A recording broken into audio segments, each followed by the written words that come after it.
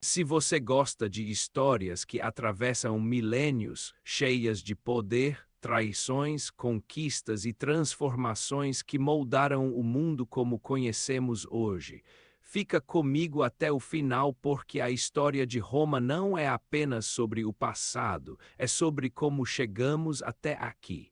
A história de Roma começa envolta em mito e lenda. Segundo a tradição, a cidade foi fundada em 753 AC. Por Rômulo, que teria matado seu próprio irmão Remo em uma disputa pelo poder. Esse início simbólico já antecipa uma característica que acompanharia Roma por séculos: a luta constante pelo domínio. No início, Roma era apenas uma pequena comunidade às margens do rio Tibre, cercada por povos mais fortes, como os etruscos. Ainda assim, com o tempo, foi se estruturando como uma monarquia. Durante o período monárquico, Roma foi governada por reis, muitos deles de origem etrusca. Foi nessa fase que surgiram importantes instituições políticas e religiosas. Mas por volta de 509 AC, os romanos se revoltaram contra a monarquia, expulsaram o último rei e estabeleceram a república. Esse foi um momento decisivo, pois marcou o início de um sistema político que buscava evitar a concentração de poder em uma única pessoa. A República Romana era baseada em um complexo sistema de equilíbrio entre diferentes instituições.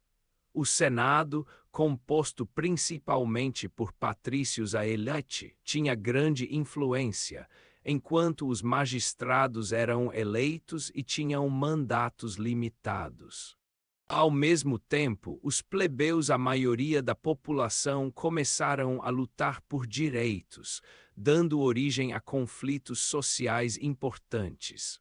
Com o tempo, conquistas como a Lei das 12 Tábuas e a criação do cargo de tribuno da plebe ajudaram a reduzir desigualdades, embora nunca as eliminassem completamente. Enquanto organizava sua política interna, Roma também expandia seu território. Inicialmente dominou a Península Itálica, mas logo começou a se confrontar com outras potências, como Cartago.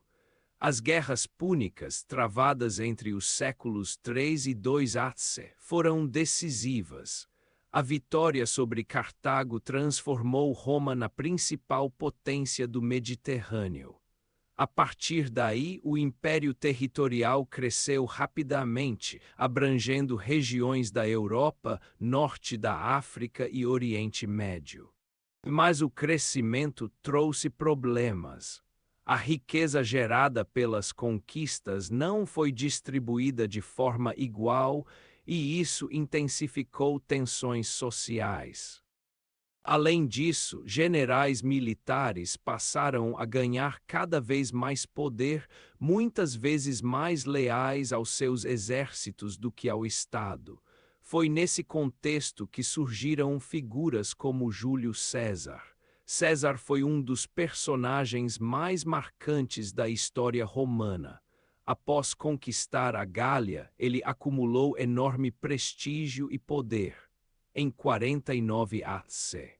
Atravessou o rio Rubicão com seu exército, um ato de rebeldia contra o Senado, e iniciou uma guerra civil.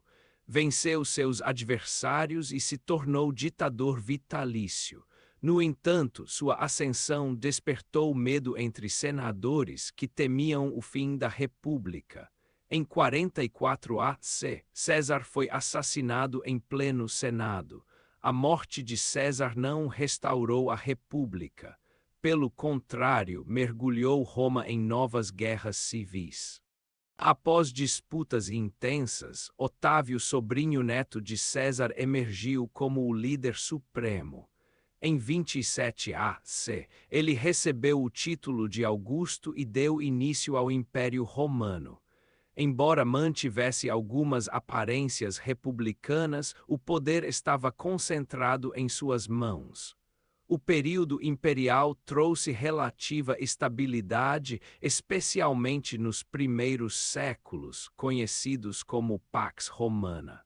Roma atingiu seu auge territorial e cultural. Estradas, aquedutos, cidades e leis foram construídos em uma escala impressionante. A cultura romana absorveu influências gregas e se tornou base para grande parte da civilização ocidental. O latim, por exemplo, deu origem a diversas línguas modernas, incluindo o português. Mas o império não era invencível. E com o tempo começaram a surgir dificuldades. Problemas econômicos, corrupção, crises políticas e pressões externas enfraqueceram Roma. Povos considerados bárbaros começaram a invadir suas fronteiras. Em 395 d.C., o império foi dividido em duas partes: o Império Romano do Ocidente e o do Oriente. O lado ocidental, com capital em Roma e depois em Ravenna, enfrentou maiores dificuldades. Em 476 d.C., o último imperador romano do Ocidente foi deposto, marcando o fim oficial do Império Romano do Ocidente. Já o Império Romano do Oriente, conhecido como Império Bizantino, continuou existindo por quase 1000 anos, com capital em Constantinopla. Mesmo após a queda política, o legado de Roma permaneceu vivo. Durante a Idade Média, a Igreja Católica, com sede em Roma, tornou-se uma das instituições mais poderosas da Europa. A cidade continuou sendo um centro espiritual e cultural. Séculos depois, durante o Renascimento, Roma voltou a brilhar. Artistas como Michelangelo, Rafael e Leonardo da Vinci ajudaram a transformar a Itália em um dos berços da arte e da ciência moderna. Roma se tornou novamente símbolo de grandeza, não mais militar, mas cultural. Com o tempo, a Península Italiana passou por divisões e conflitos, até que no século XIX ocorreu a unificação da Itália. Em 1870, Roma foi incorporada ao novo Reino da Itália e se tornou sua capital. No século XX, a Itália passou por períodos turbulentos, incluindo o regime fascista de Benito Mussolini e a participação nas duas guerras mundiais. Após a Segunda Guerra Mundial, o país se tornou uma república democrática. Hoje, Roma é uma das cidades mais importantes do mundo, não como centro de um império militar, mas como símbolo histórico e cultural. Caminhar por Roma é como viajar no tempo. O Coliseu, o Fórum Romano, o Panteão e tantos outros monumentos contam histórias que atravessam milênios. Ao mesmo tempo, a cidade é moderna, viva, cheia de movimento. A influência de Roma ainda está presente em nosso cotidiano. O direito romano inspirou sistemas jurídicos em todo o mundo. A arquitetura, a engenharia, a política e até a forma como pensamos a cidadania têm raízes romanas. Até mesmo o calendário que usamos hoje foi influenciado pelos romanos. A história de Roma é, acima de tudo, uma história de transformação. De uma pequena vila à beira de um rio a um império gigantesco, de centro político mundial a símbolo cultural eterno. É a prova de que civilizações podem cair, mas suas ideias podem atravessar séculos. E talvez seja isso que torna Roma tão fascinante. Ela nunca deixou de existir completamente. Ela continua viva nas cidades, nas leis, nas línguas e nas ideias que herdamos. Se você chegou até aqui, já percebeu que entender Roma é, de certa forma, entender o mundo em que vivemos hoje.